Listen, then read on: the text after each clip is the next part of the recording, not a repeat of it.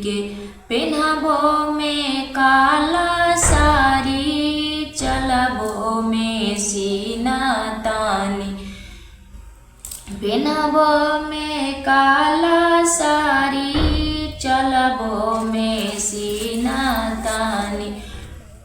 तुरी देबो जे हलके केवारी, बलरामू जी के तुरी देबो जे हलके के।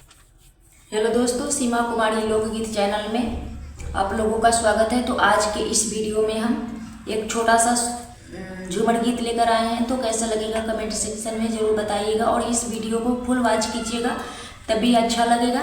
तो हम इस गीत को शुरू करते हैं और यदि पसंद आए तो लाइक सब्सक्राइब शेयर कीजिएगा और छोटा सा एक कमेंट जरूर कीजिएगा। तो हम शुरू करते हैं इस गीत को। टिकावा गढ़ावत रहले, बचवा चोरावत रहले।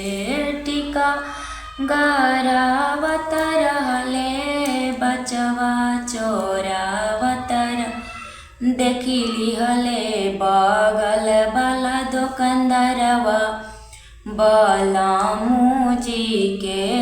देखी लिहले बगल वाला दुकानदारवा, बलरामू जी के। केहू कहे मार साले को, केहू कहे छोड़ दे साले को। केहू कहे ले चल जे हल खनवा, बलरामू जी के। केहू कहे ले चल जे हल खनवा, बलरामू जी के। टिकावा गढ़ावत रहले, बचवा चोरावत रहले। देखी लिहले बगल वाला दुकानदारवा, बलरामू जी के। देखी लिहले बगल वाला दुकानदारवा, बलरामू जी के। केहू कहे मार साले को, केहू कहे छोड़ दे साले को।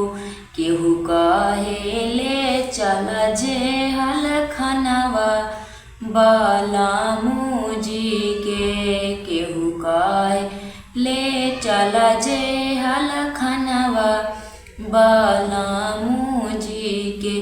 पेन्हबो में काला साड़ी, चलबो में सीना तानी। पेन्हबो में काला साड़ी, चलबो में सीना तानी। तुरी देबो जे हलके केवारी, बलरामू जी के।